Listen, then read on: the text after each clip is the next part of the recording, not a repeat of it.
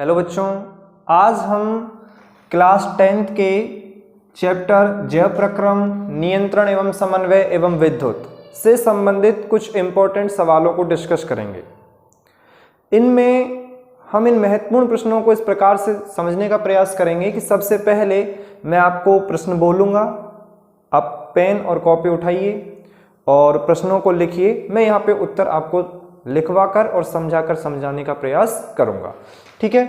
देखिए, सबसे पहला और महत्वपूर्ण जो प्रश्न है, प्रश्न क्या है वो आप अपनी कॉपी में नोट करिएगा।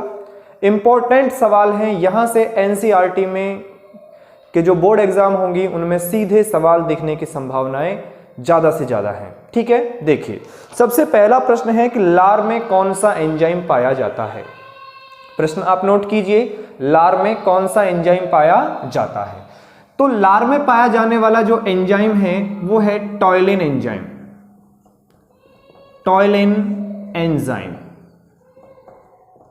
इस एंजाइम को एमाइलोज एंजाइम या एमाइलेज एंजाइम भी बोल सकते हैं। एमाइलेज, अगर एमाइलेज पढ़ा है तो भी कोई दिक्कत नहीं है। बेसिकली आप टॉयलिन एंजाइम लिखोगे तो मोर करेक्ट होगा, अधिक सार्थक होगा। दूसरा प्रश्न है, प्रकाश संश्लेषण किसकी उपस्थिति में होता है। क्वेश्चन दूसरा है, आप प्रश्न को अपनी कॉपी में लिखिए और आंसर देखने का प्रयास कीजिए कि जो प्रकाश संश्लेषण है वो किस पदार्थ की उपस्थिति में होता है। तो प्रकाश संश्लेषण क्लोरोफिल नामक पदार्थ की उपस्थिति में होता है। क्लोरोफिल को हिंदी में हरित लवक बोलते हैं। क्या बोलते हैं? हरित लवक। देखिए, किसकी उपस्थिति में होता है? क्लोरोफिल, जिसको अपन क्या बोलते हैं? हरित लवक। हरित लवक ये मैग्नीशियम का संकुल यौगिक होता है। मैग्नीशियम का संकुल यौगिक होता है जो पौधे को हरा बनाए रखता है। इसकी वजह से पौधा कैसा रहता है? हरा रहता है। पौधा हरे रंग का दिखाई देता है। हरे रंग का दिखाई देता है। ये बात आप लोग ध्यान से समझेंगे कि जो प्रकाश संश्लेषण है वो किस पदार्थ की उपस्थिति में संपन्न होती है। तो वो कौन है? क्लोरोफिल, हरित लवक, मैग्नीशियम का एक संकुल यौगिक होता है। इसी के कारण जो आपका पौधा है वो हरे रंग का दिखाई देता है। क्लियर है? नेक्स्ट प्रश्न, एक कोशिकीय जीव का नाम। तो आपने पढ़ा होगा, प्रश्न लिखिए, एक कोशिकीय जीव का नाम। तो एक कोशिकीय जीव कौन सा है? आपने पढ़ा होगा, आपने अमीबा के बारे में सुना होगा। तो अमीबा एक कोशिकीय जीव है। दूसरा, अगर हम उदाहरण लिखना चाहें तो पैरामीशियम। पैरामीशियम भी एक कैसा यौगिक होता है, कैसा जीव होता है? एक कोशिकीय जीव होता है। अगला प्रश्न है आपके यहां पे कि CO2 युक्त रक्त का वहन किस रक्त नलिका द्वारा होता है। CO2 युक्त रक्त, CO2 का मतलब है अशुद्ध रक्त। तो आप लोग बताइए कि अशुद्ध रक्त कौन सी रक्त नलिकाओं में बहता है, धमनियों में या फिर सिराओं में। तो मैंने आपको बताया होगा जब हम इस टॉपिक को पढ़ रहे थे, तो जो शुद्ध रक्त होता है वो धमनियों में बहता है, जो हृदय से पंप होकर के शरीर के विभिन्न अंगों तक पहुंचता है। और सब शरीर के विभिन्न अंगों से रक्त को, अर्थात CO2 युक्त रक्त को हृदय तक लाने का कार्य करती हैं सिराएं। तो कहने का अर्थ ये है कि अगर हमारा प्रश्न क्या है, प्रश्न ये है कि CO2 युक्त रक्त का वहन किस रक्त नलिकाओं के द्वारा होता है, तो हम आपको बता देंगे कि ये होता है शिराओं के द्वारा। किसके द्वारा होता है? शिराओं के द्वारा। समझ पा रहे हैं आप लोग? अगला प्रश्न अगर आप देखना चाहें तो है, वृद्धि हार्मोन किस ग्रंथि से स्रावित होता है। वृद्धि हार्मोन, हमारे शरीर की जो ग्रोथ होती है, हमारा शरीर जो आकार बढ़ रहा है, वो किस हार्मोन की वजह से होता है। तो ये वृद्धि हार्मोन होता है। और वृद्धि हार्मोन जो स्रावित होता है वो एक अंतःस्रावी ग्रंथियों से स्रावित होता है। और अंतःस्रावी ग्रंथि के रूप में पीयूष ग्रंथि होती है। कौन सी होती है बच्चा? पीयूष ग्रंथि। तो अगला प्रश्न क्या है? प्रश्न ये है कि वृद्धि हार्मोन किस ग्रंथि से स्रावित होता है। तो हम कह सकते हैं कि ये होता है पीयूष ग्रंथि से स्रावित होता है। पीयूष ग्रंथि, मास्टर ग्रंथि भी बोलते हैं इसी को, मास्टर ग्रंथि। समझ पा रहे हैं आप लोग? अगला प्रश्न, अगला प्रश्न है कि एस्ट्रोजन हार्मोन का स्रावण किस ग्रंथि से होता है? एस्ट्रोजन हार्मोन का जो स्रावण है वो किस ग्रंथि से होता है? तो बेसिकली मैं आपको बता देता हूं कि दो प्रकार के हार्मोन होते हैं, एक एस्ट्रोजन होता है और एक टेस्टोस्टेरोन होता है। एस्ट्रोजन मादाओं से निकलता है, मादाओं में स्रावित होता है, जबकि जो टेस्टोस्टेरोन है वो नर में स्रावित होता है। नर में वृषण से स्रावित होता है, जबकि जो एस्ट्रोजन है वो मादा के अंडाशय से स्रावित होता है। तो बेसिकली अगर हम बात कर रहे हैं प्रश्न की कि भाई एस्ट्रोजन हार्मोन किस ग्रंथि से स्रावित होता है, तो वो होता है अंडाशय से। किससे होता है? अंडाशय से। तो आंसर के रूप में हम लिख देंगे अंडाशय से स्रावित होता है। किससे स्रावित होता है? अंडाशय से। क्लियर है? और अगर यहीं पे अंडाशय से क्या होता है? एस्ट्रोजन। और अगर हम यहीं पे पूछ लेता टेस्टोस्टेरोन कहां से होता है? Testosterone hormone. तो टेस्टोस्टेरोन हार्मोन वृषण से स्रावित होता है। समझ पा रहे हैं आप लोग? ये अंडाशय से होता है और ये वृषण से स्रावित होता है। अगला प्रश्न देखेंगे कि प्रतिरोधों के संयोजन से, बड़ा महत्वपूर्ण प्रश्न है कि प्रतिरोधों के संयोजन से अल्प प्रतिरोध प्राप्त करने के लिए, कम प्रतिरोध प्राप्त करने के लिए हमें प्रतिरोधों का किस प्रकार से संयोजन करना पड़ेगा? तो प्रश्न मैंने आपको अभी बोला है, एक बार और बोल देता हूं कि अल्प प्रतिरोध प्राप्त करने के लिए किस प्रकार का संयोजन काम में लेना चाहिए? तो मैंने आपको बताया होगा कि अल्प प्रतिरोध प्राप्त करना हो तो हमें समांतर क्रम संयोजन करना चाहिए प्रतिरोधों का, और अगर हमें अधिक प्रतिरोध की आवश्यकता है तो हमें श्रेणी क्रम संयोजन करना चाहिए। तो आप यहां पे लिखेंगे समांतर क्रम संयोजन, क्योंकि अल्प प्रतिरोध प्राप्त करवा रहा है। समांतर क्रम संयोजन के अंतर्गत हमें कम प्रतिरोध प्राप्त होता है। कैसा प्राप्त होता है? कम प्रतिरोध प्राप्त होता है। और अगर हमें अधिक चाहिए हो प्रतिरोध, तो अधिक प्रतिरोध प्राप्त करने के लिए हमें कौन सा क्रम संयोजन करना पड़ेगा? श्रेणी क्रम संयोजन। बात क्लियर है? ये बात आप ध्यान रखेंगे। अगला प्रश्न क्या है कि बल्ब का तंतु या बल्ब का फिलामेंट, जो बल्ब में तंतु होता है जो प्रकाश उत्पन्न करता है लाल होकर के, तो वो जो फिलामेंट है, जो तंतु है, वो किसका बना होता है? तो अगला प्रश्न है कि बल्ब का फिलामेंट किस धातु का बना होता है? तो वो बना होता है टंगस्टन का। किसका बना होता है? टंगस्टन का। इसका जो प्रतीक होता है वो क्या होता है? W। कितना होता है? W। और इसका जो गलनांक होता है वह 1380 केल्विन होता है। गलनांक कितना होता है? 1380 केल्विन। अगर इतना टेम्परेचर हो जाए तो वो गल जाएगा और वो फ्यूज हो जाएगा। समझ पा रहे हैं आप लोग? टंगस्टन जो इसका प्रतीक होता है वो क्या होता है? W, capital W। टंगस्टन का प्रतीक होता है। क्लियर है? उसके बाद अगला प्रश्न है ग्लूकोज का अणुसूत्र क्या होता है? तो ग्लूकोज का जो अणुसूत्र होता है मेरे बच्चे, वो होता है आपके यहां पे C6H12O6। ये किसका अणुसूत्र होता है? ग्लूकोज का। ग्लूकोज का अणुसूत्र क्या होता है? C6H12O6। अगला प्रश्न है आपके यहां पे कि कोशिका विभाजन में कौन सा पादप हार्मोन उत्तरदायी होता है? कोशिका विभाजन में। तो अगला प्रश्न का जो उत्तर है कोशिका विभाजन में, आप नोट करते जाइए प्रश्नों को, वो है साइटोकाइनिन। साइटोकाइनिन हार्मोन जो होता है वो आपके यहां पे कोशिका विभाजन को प्रेरित करता है। उसके बाद अगले प्रश्न हैं, आप इनको नोट कीजिए, हम अगले प्रश्नों को तैयार करते हैं। अगला प्रश्न है विशिष्ट प्रतिरोध किसे कहते हैं? विशिष्ट प्रतिरोध किसे कहते हैं? इसको कैसे प्राप्त करते हैं? कैसे अपन विशिष्ट प्रतिरोध को प्राप्त करते हैं? तो भाई विशिष्ट प्रतिरोध क्या है? तो विशिष्ट प्रतिरोध को हम प्रतिरोध से प्राप्त करते हैं, अर्थात इसको प्रतिरोध से प्राप्त करते हैं। किससे प्राप्त करते हैं? प्रतिरोध से। बेसिकली प्रतिरोध क्या है? विद्युत धारा के मार्ग में उत्पन्न जो अवरोध होता है उसी को हम क्या कहते हैं, प्रतिरोध। और जो प्रतिरोध है वो किन किन कारकों पर निर्भर करता है, उस निर्भरता के आधार पर आता है आपके यहाँ पे विशिष्ट प्रतिरोध। अर्थात हम कहना चाह रहे हैं कि जो विशिष्ट प्रतिरोध बनता है वो किससे बनता है, प्रतिरोध से। मैं आपको बता देना चाहता हूं कि प्रतिरोध को R से प्रदर्शित करते हैं और इसका जो मात्रक होता है वो ओम होता है। क्या होता है बालक, ओम होता है। इसका मात्रक क्या होता है, ओम, और ओम को कुछ इस प्रकार से प्रदर्शित किया जाता है। समझ पा रहे हैं।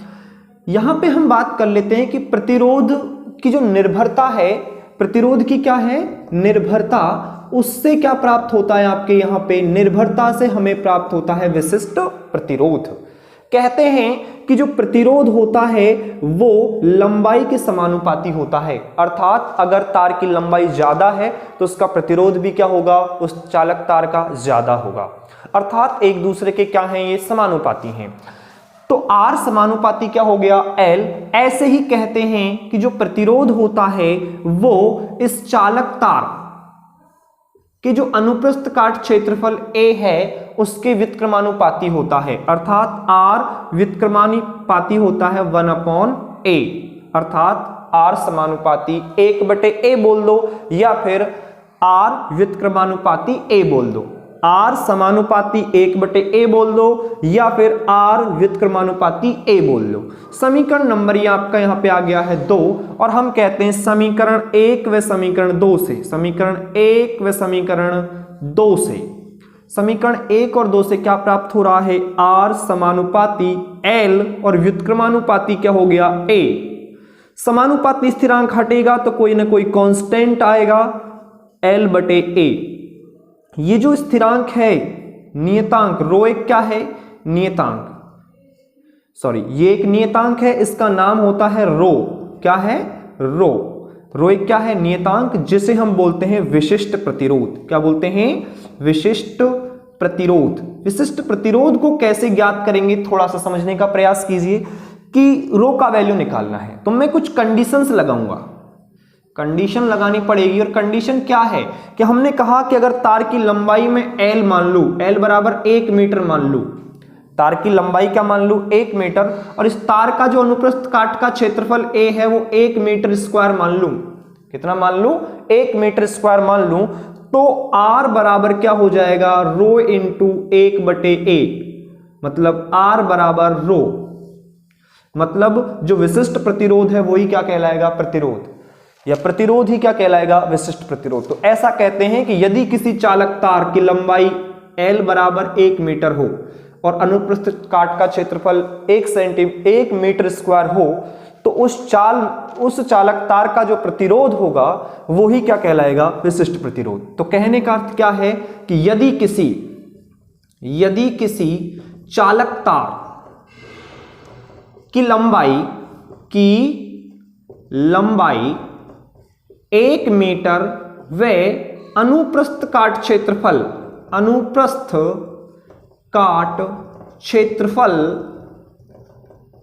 1 मीटर स्क्वायर हो तो उस चालक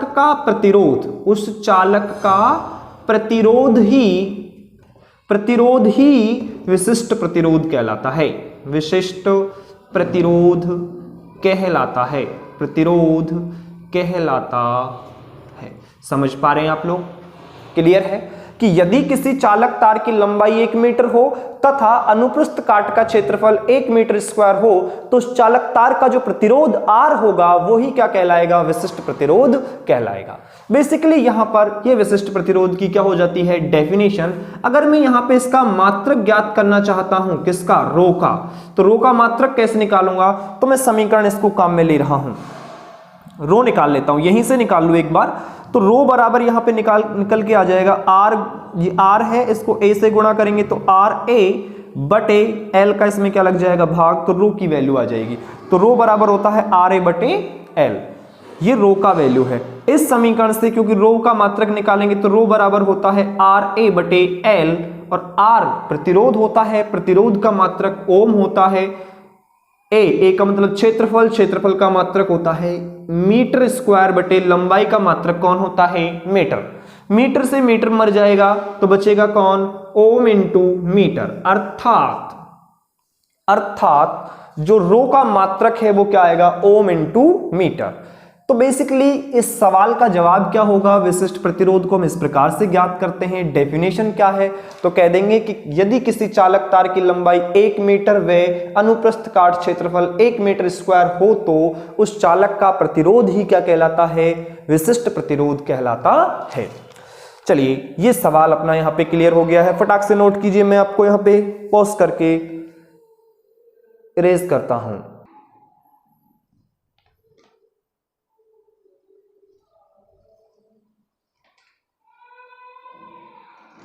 अगला प्रश्न देखिए, प्रकाश संश्लेषण किसे कहते हैं? प्रकाश संश्लेषण किसे कहते हैं? प्रकाश संश्लेषण किसे कहते हैं? उसके बाद यहां पे आपको समीकरण देना है कि प्रकाश संश्लेषण क्या है। तो प्रकाश संश्लेषण किसे कहते हैं, तो बेसिकली यहां पे ऐसा हो रहा है कि प्रकाश के द्वारा भोजन का निर्माण हो रहा है। प्रकाश के द्वारा जो भोजन करते हैं वो स्वपोषी जीव करते हैं। तो स्वपोषी जीवों के द्वारा प्रकाश संश्लेषण क्या होता है, स्वपोषी जीवों के द्वारा, स्वपोषी जीवों के द्वारा, जीवों के द्वारा वायुमंडल से CO2, वायुमंडल से कौन, CO2 तथा वायुमंडल से CO2 व H2O व प्रकाश के द्वारा क्लोरोफिल की उपस्थिति में, क्लोरोफिल की उपस्थिति में ग्लूकोज का निर्माण, ग्लूकोज का निर्माण प्रकाश संश्लेषण कहलाता है। प्रकाश संश्लेषण कहलाता है। डेफिनेशन थोड़ा विशेष प्रकार से बना दिया है हमने कि स्वपोषी जीवों द्वारा वायुमंडल से CO2 व H2O व प्रकाश के द्वारा क्लोरोफिल की उपस्थिति में, वायुमंडल से CO2 व H2O लेगा और वह प्रकाश लेगा, क्लोरोफिल की उपस्थिति में ग्लूकोज का जो निर्माण है वही क्या कहलाता है, प्रकाश संश्लेषण कहलाता है। इसमें क्या होता है, स्वपोषी जीव बाहर से भोजन को संचित करता है और उस संचित करके उसको किस में कन्वर्ट करता है, ग्लूकोज में, ग्लूकोज के रूप में संचित करता है। बेसिकली देखो होता क्या है यहां पे कि स्वपोषी जीव वायुमंडल से क्या ले लेते हैं, CO2 और H2O, और इनको लेकर के ये प्रकाश की उपस्थिति में अर्थात प्रकाश भी होगा, साथ ही जहां ये प्रक्रिया संपन्न होगी वहां पे कौन और होगा, क्लोरोफिल की उपस्थिति भी होगी। क्लोरोफिल सामान्यतः पत्तियों में पाया जाता है। पत्तियों में हरित लवक होता है जिस पर प्रकाश पड़ता है। मान लो ये कोई पत्ती है, पत्ती बनाने की कोशिश कर रहे हैं हम, मान लो कुछ इस प्रकार से पत्ती बनती है, तो इस पत्ती के अंदर कुछ हरित लवक होते हैं। अगर हम इसको अनुप्रस्थ काट लगाएं, इसको काटेंगे तो कुछ हरे हरे बिंदु दिखाई देंगे, उनको हम क्या कहते हैं, हरित लवक। इन हरित लवक पर आता है प्रकाश, H nu। कौन आता है, प्रकाश। इन छिद्रों से एक CO2 ग्रहण करता है और H2O ग्रहण करता है। ये मिल करके टोटल मिल करके ये आपको ग्लूकोज देते हैं और ये आपके यहाँ पे ऑक्सीजन आपको प्रदान करते हैं। तो यही प्रक्रिया है, CO2 और H2O मिल करके ग्लूकोज बनाते हैं, C6H12O6, और साथ में ऑक्सीजन आपको यहाँ पे प्रदान करते हैं। अभी क्रिया को अगर आप संतुलित करना चाहोगे तो यहाँ पे कार्बन 1 है, यहाँ पे कार्बन 6 है, तो यहाँ पे क्या लगा दो, 6। इधर यहाँ पे कार्बन 6 है, हाइड्रोजन कितने हो गए, 2, और यहाँ पे कितने हैं, 12, तो यहाँ पे भी क्या लगा दो, 6। उसके बाद अगर हम ऑक्सीजन की देखना चाहें तो 6 दूनी 12 ऑक्सीजन यहाँ पे हो गए, 6 कम 6 12 6 18 हो गए। यहाँ पे कितने ऑक्सीजन है, 6, 18 चाहिए, 6 3, 6 दूनी 12 और 6 18, 6 लगाना पड़ेगा, ठीक है। तो इस प्रकार से हम इसको क्या कर सकते हैं, संतुलित। ये कार्बन डाइऑक्साइड है, भोजन के रूप में ग्रहण करता है पौधा, कार्बन डाइऑक्साइड। और ये कौन है, जल है। यहां पे क्लोरोफिल पदार्थ होता है जिसे हरित लवक बोलते हैं। प्रकाश की उपस्थिति को HNu के द्वारा भी दर्शा देते हैं और प्रकाश की उपस्थिति आप ऐसे सिंपल भी लिख सकते हो। यहां पे कौन बना दिया, ग्लूकोज। क्या बना दिया, ग्लूकोज। क्लियर है, ये प्रक्रियाएं संपन्न होती हैं, इसे कहते हैं प्रकाश संश्लेषण। इसमें कुछ और नहीं है, बस इतना ही सवाल था। अगला प्रश्न है, रुधिर क्या है। रुधिर क्या है, रुधिर का मतलब रक्त। मैं इसको यहीं मिटा रहा हूं, आप देखेंगे। प्रश्न है, रुधिर क्या है, समझाइए। तो रुधिर क्या है,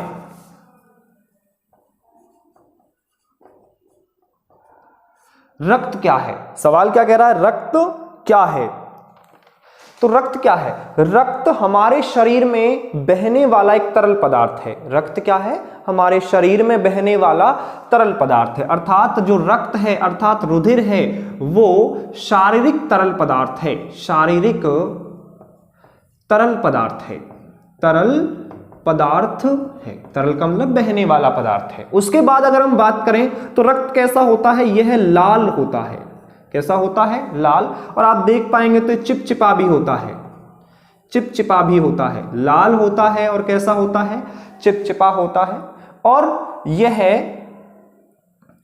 अनेक कणिकाओं से मिलकर बना होता है। अनेक कणिकाओं से मिलकर बना होता है। कणिकाओं से मिलकर बना होता है, से मिलकर बना होता है। बेसिकली अगर हम बात करें तो जो रक्त है वो मुख्यतः दो पदार्थों से मिलकर बना होता है। एक होता है प्लाज्मा और एक होता है रक्त कणिकाएं। रक्त कणिकाएं। और जो ये रक्त है वो रक्त वाहिकाओं में बहता रहता है। कहां बहता रहता है, रक्त वाहिकाओं में। रक्त वाहिकाएं। और रक्त वाहिकाएं दो प्रकार की हैं, अगर आपने देखा हो तो एक धमनी होती हैं और एक क्या होती हैं, शिराएं होती हैं। बेसिकली समझेंगे इन बातों को अभी। देखिए क्या कहा, रुधिर क्या है, रक्त का शारीरिक तरल पदार्थ है। रक्त जो है वो शारीरिक क्या है, तरल पदार्थ जो शरीर में बहता रहता है। ये रक्त वाहिकाओं में बहता रहता है, जो कौन हो सकती है, धमनी हो सकती है और शिराएं हो सकती है। बेसिकली धमनियों में शुद्ध रक्त बहता है और शिराओं में अशुद्ध रक्त बहता है। शुद्ध रक्त का मतलब है ऑक्सीजन युक्त रक्त बहता है, तो वो शुद्ध रक्त होता है। कार्बन डाइऑक्साइड जो युक्त रक्त होता है उसे हम शिराएं, वो जो रक्त बहता है वो किसमें बहता है, शिराओं में, वो अशुद्ध रक्त होता है।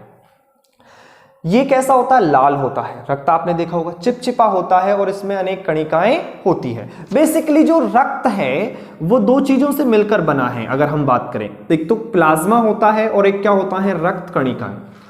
प्लाज्मा जो होता है वो रक्त का लगभग 90% भाग होता है। कितना परसेंट भाग होता है, 90% भाग होता है। ये जो प्लाज्मा है ये रक्त कणिकाओं को बहाने का कार्य करता है। रक्त कणिकाओं को, कणिकाओं का वहन करता है। कणिकाओं का वहन करता है। वहन करता है मतलब बहाता है इनको अपने साथ में। रक्त कणिकाएं कितनी होती हैं, तो बेसिकली रक्त कणिकाएं निम्न 4 प्रकार की होती हैं। आपने देखा होगा आरबीसी, डब्ल्यूबीसी और प्लेटलेट्स, 3 होती हैं, प्लेटलेट्स। और अगर चौथा पदार्थ की अगर हम बात करें तो वो चौथा पदार्थ क्या होता है, प्लाज्मा।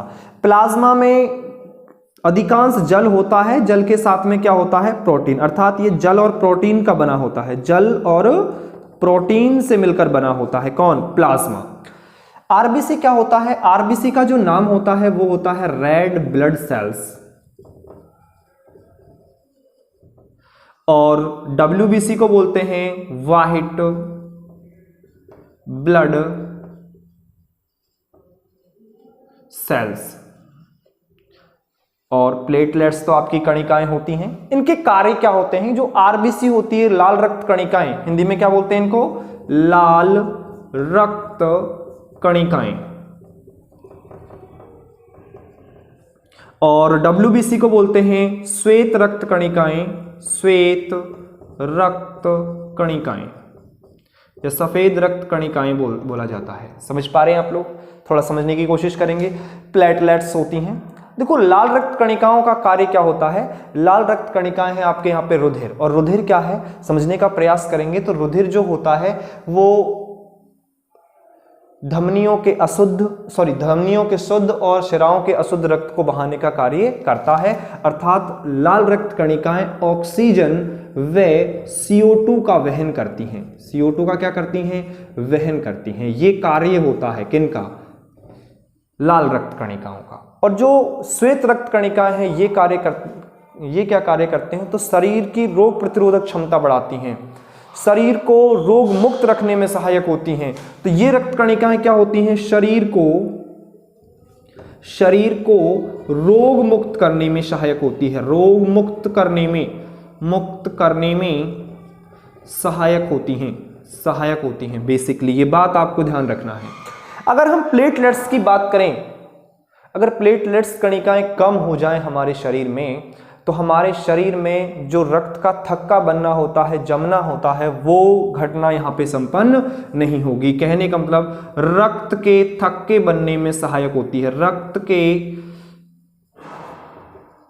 थक्के बनने में सहायक होती है। बेसिकली ये बात आपको याद रखना है। अगर प्लेटलेट्स कणिकाओं की अगर हमारे शरीर में कमी हो जाएगी तो हमारा जहां से भी हाथ में थोड़ा सा भी कट लगा तो वो रक्त बहता रहेगा, रुकेगा नहीं। और रक्त जब बहता रहेगा तो हमारी कुछ समय पश्चात मृत्यु हो सकती है। ये बात होता है।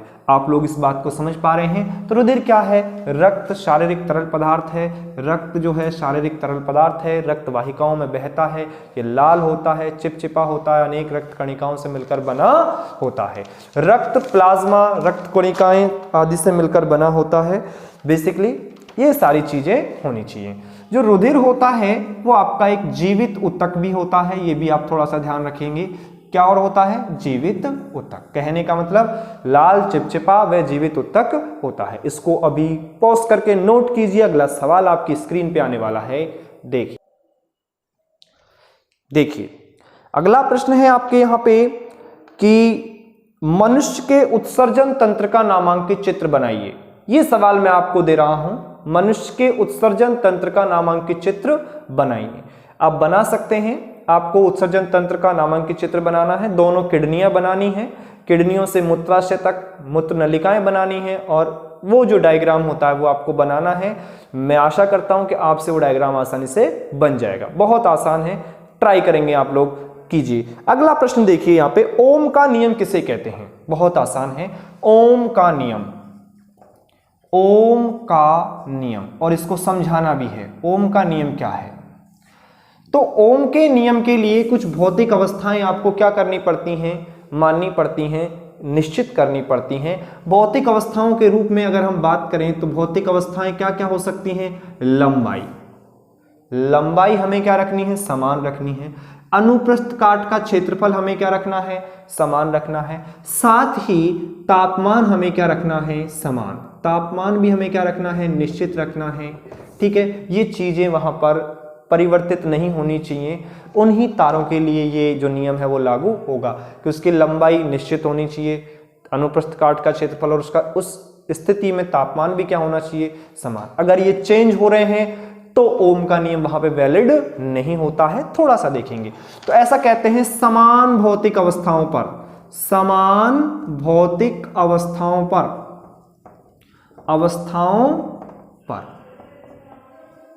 समान भौतिक अवस्थाओं पर मतलब लंबाई, अनुप्रस्थ काट, क्षेत्रफल व तापमान अपने यहाँ पे क्या कर दिए हैं? निश्चित कर दिए हैं। पर कोई चालक तार है, कोई क्या है? चालक तार है। तो चालक तार के सिरों के बीच उत्पन्न जो विभवांतर V है, इसमें प्रवाहित धारा I के समानुपाती होता है। कहने का मतलब क्या है कि समान भौतिक अवस्थाओं पर किसी चालक तार के सिरों के मध्य उत्पन्न विभवांतर उसमें प्रवाहित धारा के समानुपाती होता है। क्या होता है बच्चा? समानुपाती होता है। इसी को ही हम ओम का नियम कहते हैं। क्या कहते हैं? ओम का नियम कहते हैं। क्लियर है? क्या आया है यहां से कि V जो है वो समानुपाती रहेगा I के।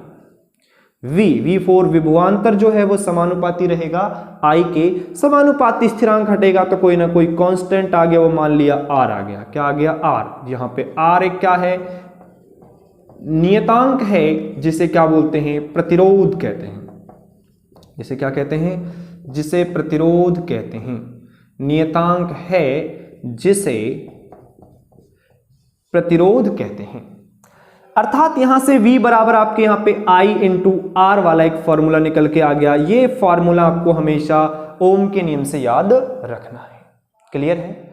ओम के नियम से हम किसी चालक तार में विभवांतर की वैल्यू निकाल सकते हैं, उसमें प्रवाहित धारा I का मान निकाल सकते हैं, प्रवाहित प्रतिरोध उस चालक तार का प्रतिरोध निकाल सकते हैं। देखते हैं कैसे। अगर मान लो विभवांतर निकाल रहा है तो यही फॉर्मूला आपके यहाँ पे काम आ जाएगा। अगर विभवांतर की जगह विद्युत धारा I निकलवा रहा है तो I बराबर क्या हो जाएगा? V में R का भाग दे दो तो V बटे R। तो यहाँ पे क्या आ जाएगा? विद्युत धारा का मान आ जाएगा। अगर आपसे कहे कि मुझे प्रतिरोध चाहिए उस चालक तार का, तो चालक तार का प्रतिरोध R भी निकल जाएगा। R बराबर क्या हो जाएगा? V upon I। महत्वपूर्ण समीकरणें हैं, ये बात आप यहां पे सीख लीजिए। क्लियर है? यहां पर अगर हम बात करें तो बेसिकली 3 टर्म आई हैं। R का मतलब यहां पे कौन है? प्रतिरोध है। क्या है? प्रतिरोध। इसका मात्रक होता है ओम। क्या होता है? ओम। उसके बाद अगर हम बात करें तो I आया है। क्या है? I का मतलब होता है विद्युत धारा।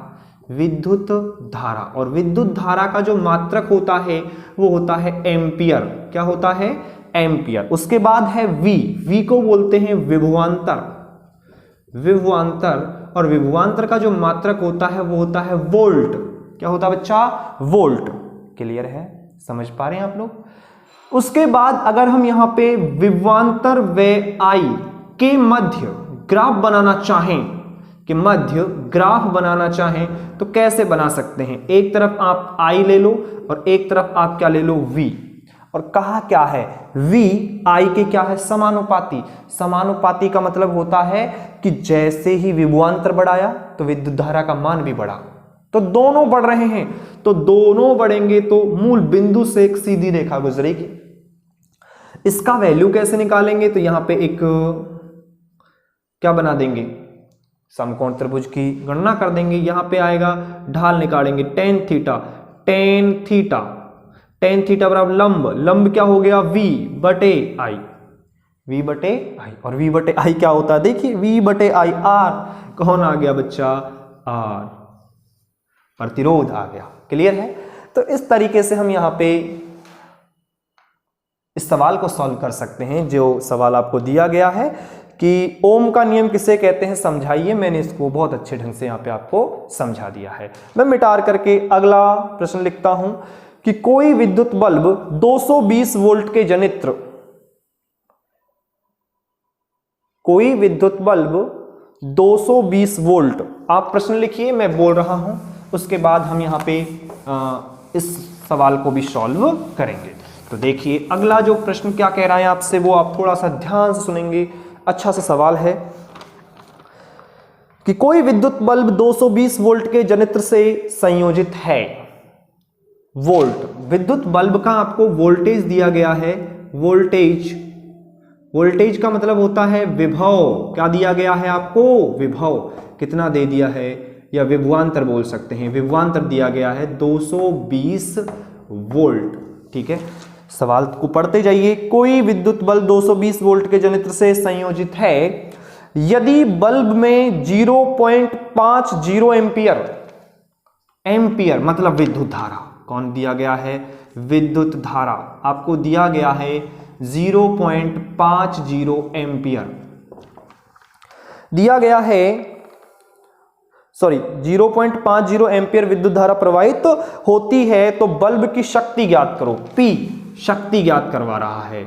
तो क्या कहा है कि यदि किसी विद्युत जनित्र से 220 वोल्ट का वोल्टेज आ रहा है और उसमें धारा इतने एम्पियर की प्रवाहित हो रही है, तो बताइए कि उस बल्ब की शक्ति कितनी है।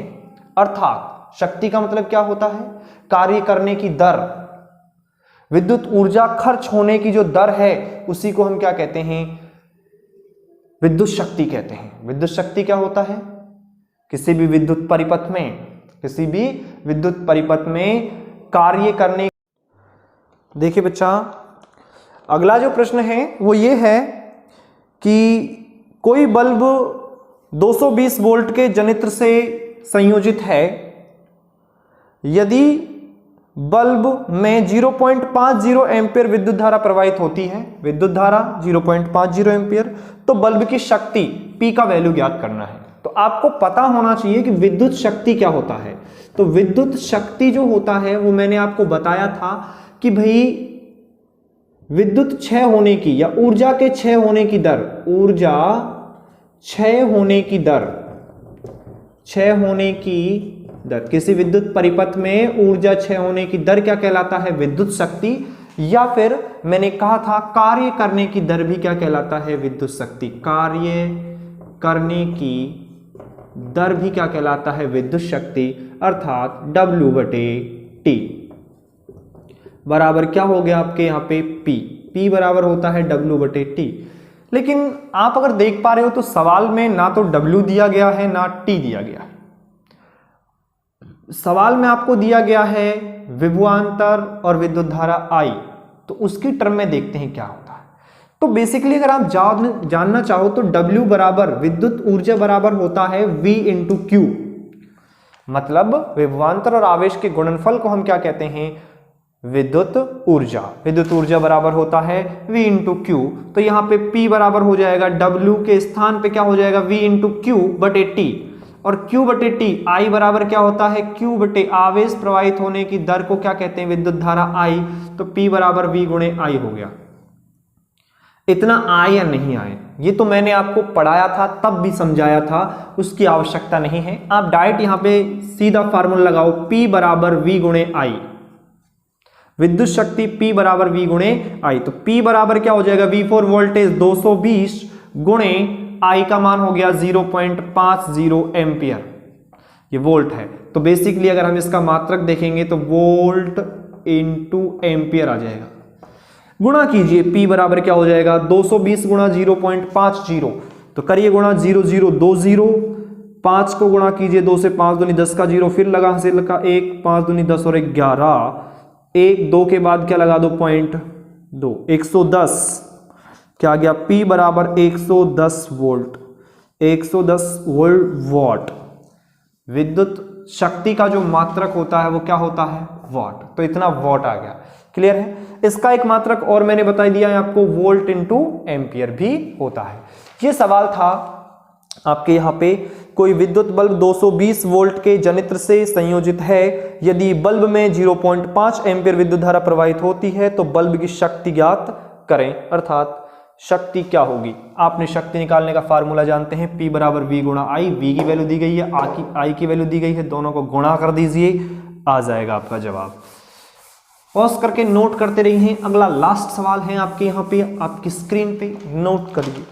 प्रश्न है कि 3 प्रतिरोध 1 ओम, 2 ओम व 3 ओम को समांतर क्रम में जोड़ा गया। बच्चा समांतर क्रम में कुछ ऐसे जोड़ा जाता है, 1 ओम तो ये रहा, एक प्रतिरोध तो ये रहा, दूसरा प्रतिरोध 2 ओम का ये रहा, तीसरा प्रतिरोध समांतर क्रम में जोड़ेंगे तो हम कुछ इस प्रकार से इनको जोड़ते हैं। पहले का है 1 ओम प्रतिरोध, दूसरे का 2 ओम प्रतिरोध, तीसरे का 3 ओम।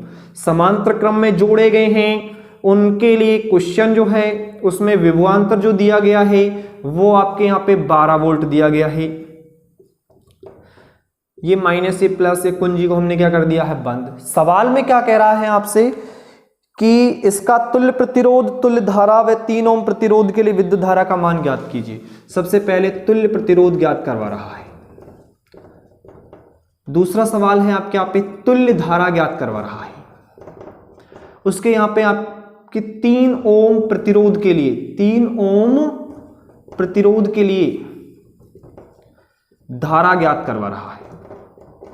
3 ओम प्रतिरोध के लिए क्या ज्ञात करवा रहा है? धारा। देखते हैं क्या होता है। बेसिकली अपने यहां पे समांतर क्रम संयोजन है। कौन सा क्रम संयोजन है? समांतर क्रम संयोजन। और जब बच्चा समांतर क्रम संयोजन होता है तो आपको पता है कि अपन तुल्य प्रतिरोध कैसे निकालते हैं। तो तुल्य प्रतिरोध निकालने का फार्मूला होता है 1/r बराबर 1/r1 plus 1/r2 plus 1/r3।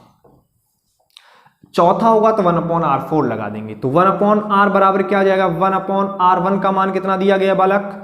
वो दिया गया 1 प्लस 1/2 प्लस 1/r3 का मान 3।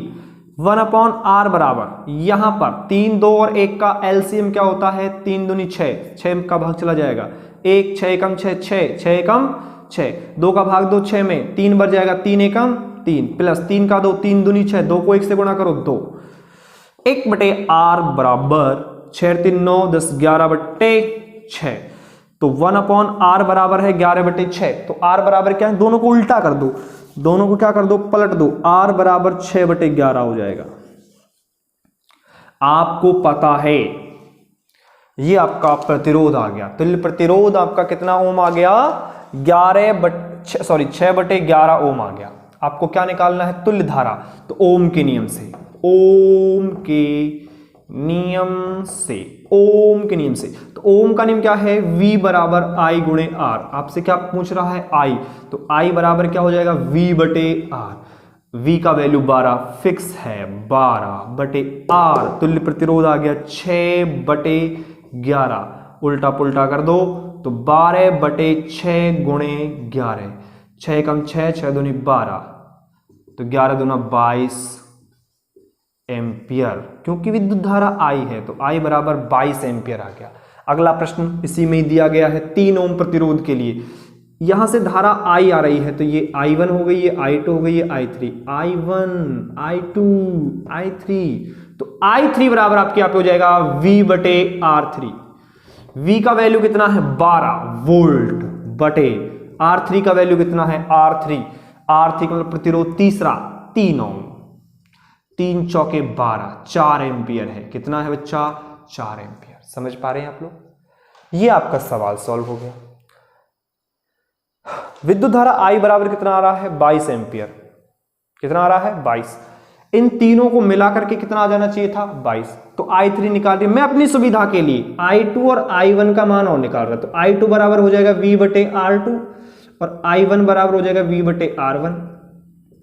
12/R2, R2 का मान कितना है? 2, मतलब 2 6 12, 6 आ गया। कितना आ गया? 6 एम्पियर। I1 का वैल्यू आ जाएगा तो I1 V का मान तो 12 है बटे R1 का वैल्यू कितना है? 1, तो 12। तो 12 और 6 कितने? 18, 18 और 4 22, 18 और 4 22 और 22 एम्पियर आ रहा है। इसका मतलब हमने जो निकाला है वो क्या है? बिल्कुल राइट है। अर्थात I बराबर होता है I1 plus I2 plus I3 और ये टोटल किया तो आ गया 22 बराबर 22। एक I1 कितना आ रहा है? 12 प्लस I2 कितना आ रहा है? 6, I3 कितना आ रहा है? 6। 22 बराबर 12 प्लस 6 प्लस 4। क्लियर है? ये सवाल भी आपके यहां पे क्लियर हो गया है। आसान सा सवाल है, नोट करिए पॉज करके।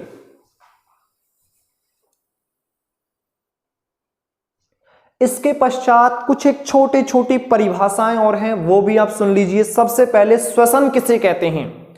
तो श्वसन की डेफिनेशन होती है भोजन से ऊर्जा प्राप्त करने के लिए, भोजन से ऊर्जा प्राप्त करने के लिए कोशिकाओं में भोजन का विखंडन होता है। कोशिकाओं में भोजन का क्या होता है? विखंडन होता है। उस प्रक्रिया को हम क्या कहते हैं? श्वसन कहते हैं। दूसरे शब्दों में कहें तो हम ऑक्सीजन को नाक के द्वारा फेफड़ों तक लेते हैं श्वसन नली के द्वारा और बाहर निकालते हैं। तो ये जो प्रक्रिया है लगातार ऑक्सीजन के लेने की, CO2 के बाहर निकालने की, उस प्रक्रिया को भी क्या कहते हैं? श्वसन कहते हैं। दूसरा है विद्युत शक्ति किसे कहते हैं? तो विद्युत शक्ति की डेफिनेशन कुछ ही समय पश्चात पहले लिखी थी हमने। क्या लिखा था? कि किसी भी विद्युत परिपथ में ऊर्जा क्षय होने की दर, ऊर्जा क्षय होने की दर क्या कहलाता है? विद्युत शक्ति कहलाता है। या फिर कार्य करने की दर भी क्या कहलाता है? विद्युत शक्ति कहलाता है। अगला प्रश्न है विभव क्या है? तो किसी बिंदु आवेश को अनंत से विद्युत क्षेत्र में लाने के लिए जो कार्य किया जाता है, जो ऊर्जा क्षय होती है, उसी को हम क्या कहते हैं, विभव कहते हैं। अगला जैव प्रक्रम क्या है?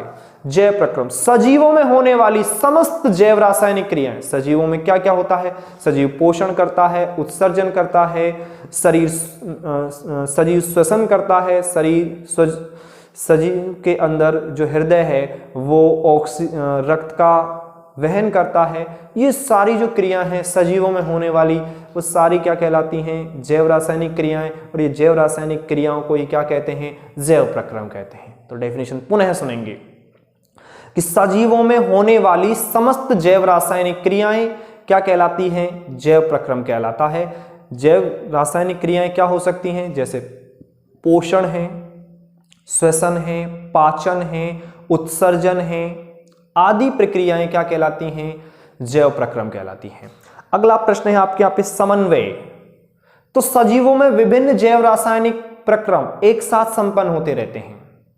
सजीवों में विभिन्न जैव प्रक्रम एक साथ क्या होते हैं? संपन्न होते हैं। जैसे रक्त भी प्रवाहित हो रहा है, हम श्वास भी ले रहे हैं, उसी समय हमारा जो माइंड है वो कुछ सोच रहा है। तो ये सभी क्रियाएं एक साथ संपन्न होती हैं। जब एक साथ संपन्न होती हैं तो इनके बीच तालमेल बैठाए रखने को, तालमेल बनाए रखने को ही हम क्या कहते हैं? समन्वय कहते हैं।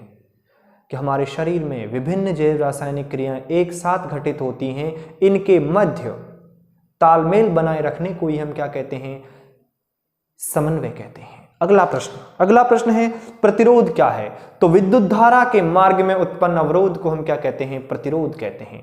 इसको R से प्रदर्शित करते हैं, इसका मात्रक ओम होता है।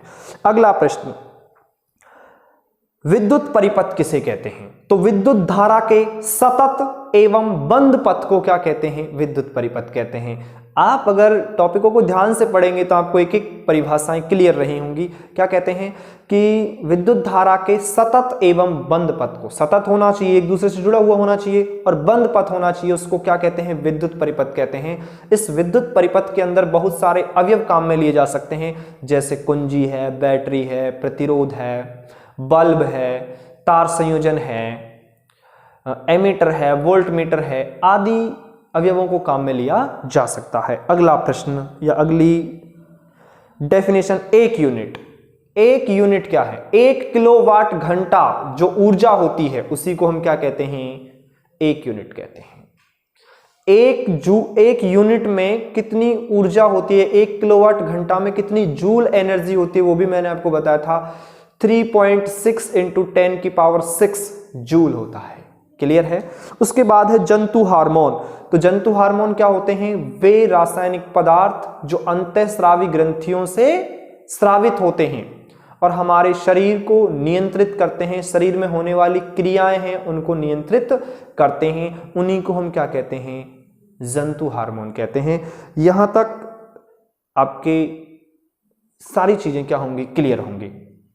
ओके, आपको अगर ये इन्फॉर्मेशन इन्फॉर्मेटिव लगी है तो हमारा एक चैनल है जिसका नाम है विनोद केमिस्ट्री, इसको सब्सक्राइब करिए और लाइक करिए और आप कमेंट तो करिए, कमेंट भी करना है। क्लियर है? सब्सक्राइब, लाइक और कमेंट करना है, comment. Okay, good, all the best. पढ़ाई करते रहें,